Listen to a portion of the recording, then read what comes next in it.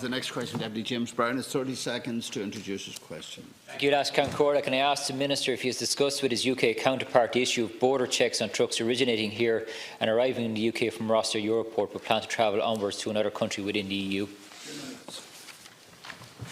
The Government's preparedness and contingency planning for Brexit has from the start included issues relating to the continued effective use of the UK land bridge. This is a priority for the Government given the importance for Irish exporters and importers as a means of access to the rest of the single market, in particular with regard to agri-food products. This is an important issue with regard to protecting the competitiveness of our producers and ensuring continued unhampered access to the EU single market. Retaining the effective use of the land bridge post-Brexit has been discussed by both political and at political and official level with the UK and the EU. As a result of these contacts, the importance of maintaining the land bridge has been recognised through the Protocol on Ireland and Northern Ireland in the draft withdrawal agreement. This reaffirms the commitment of the UK to facilitate the efficient and timely transit through the UK of goods moving from Ireland to another EU member state or another country or vice versa.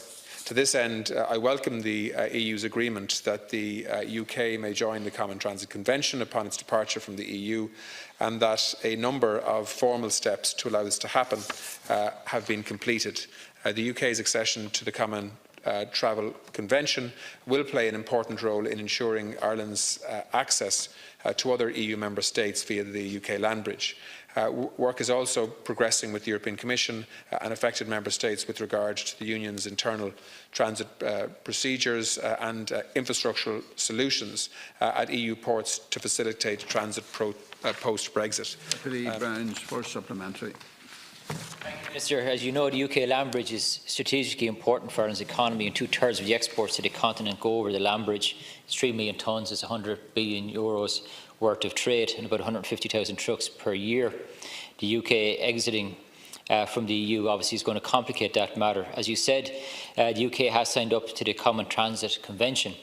Now, however, it is my understanding that agri-food products and live animal products are not covered under that, and you might clarify whether that is or is not the case. You may also clarify what is going to be the role of non-Irish citizens driving trucks. In other words, for example, if a Romanian truck driver or a Polish truck driver is driving an Irish truck, will they still be covered under the Common Transit Convention to access through the UK land bridge in those circumstances? Will you also address the congestion that still may be faced by trucks at Dover, which I understand has still not been resolved? And finally, can you confirm whether or not you have raised the ownership of Roster Europort with your counterpart in the UK? 1 minute. A couple of questions there. First of all, the Common Transit or Transport Convention effectively means, in simple terms, that if you seal a container in Dublin and it's going to France or to Belgium or to the Netherlands, that it should be able to travel using Britain as a land bridge and get back into the single market without being checked. It may have to be scanned in terms of it passing through, but actually the goods shouldn't have to be checked. So that's what we're trying to achieve here, so that Irish trucks don't get treated as coming from a third country outside of the European Union re-entering the single market, and that is what should be facilitated. Of course, it's not as straightforward as that, though. Because if the connectivity between the south coast of England and the EU single market through France in particular, but also the Netherlands, isn't as seamless as it is today, well, then Irish trucks get stuck in that traffic. And certainly they're not going to be facilitated, I think, in skipping the queue easily.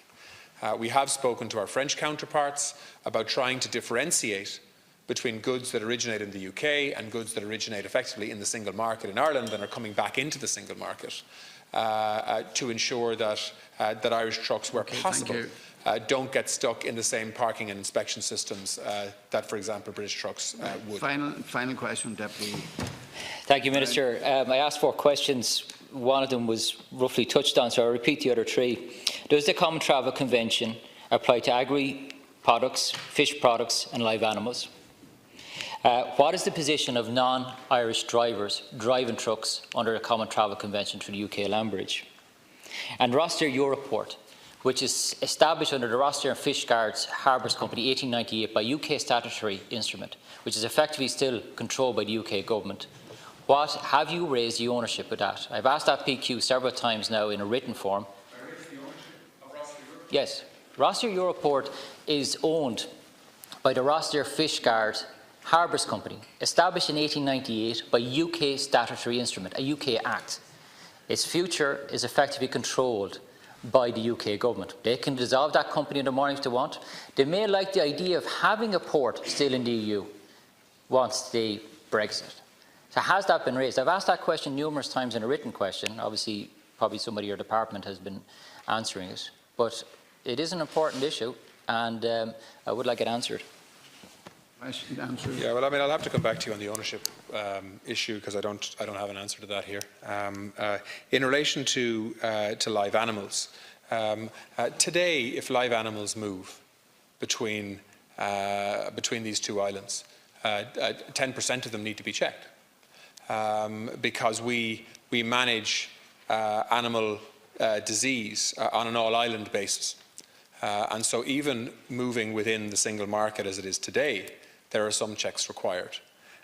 So that is unlikely to change in the future in terms of disease management.